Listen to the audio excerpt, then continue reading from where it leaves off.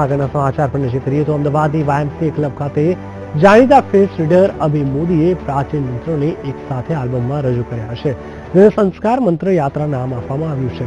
મંત્રોની સીડીનું જાણીતા ભજનિક અનુપ જલોટા તેમજ મહિલા આયોગના ચેરપર્સન લીલાબેન અંકોલિયા અને લોકગાયક યોગેશ ગઢવીના હસ્તે કરાયું હતું. આ પ્રસંગે ભજનિક અનુપ જલોટાએ ભજન રજૂ કરતા શ્રોતાઓ મંત્રમુગ્ધ થયા હતા.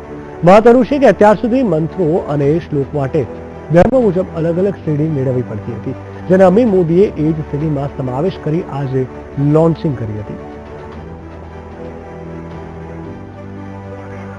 એવું છે કે હું જૈન છું અને આટલા વર્ષો મેં લગભગ 5 આલ્બમ કાઢ્યા છે અને પણ બધા જૈનિઝમ ઉપર.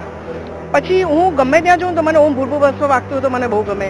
ક્યાંય બી આપણે આ મહામૃત્યુંજય જાપ વાગતો હોય તો ગમે, હનુમાન ચાલીસા આવડે. એટલે મને એવું થયું કે આ બધી વસ્તુઓ આટલા પાવરફુલ મંત્રો છે અને બધા જ ધર્મના પ્રચલિત મહામંત્રો છે જે આટલા બધા ઋષિઓએ ચેન્ટ કરેલા છે.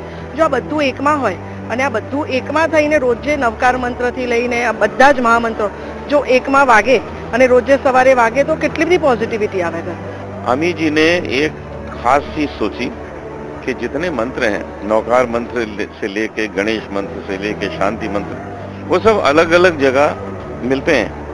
तो इन्होंने सोचा कि क्यों ना वो सारे मंत्र एक जगह ही इकट्ठा किए जाएं और एक सीडी में अगर सबको मिल जाए तो लोगों को बड़ा लाभ होगा. और इन्होंने यही किया है कि एक ही सीडी में आपको सारा कुछ मिल जाएगा, तो लोगों के लिए बहुत लाभदायक बात है. જ્યાં જ્યાં વસે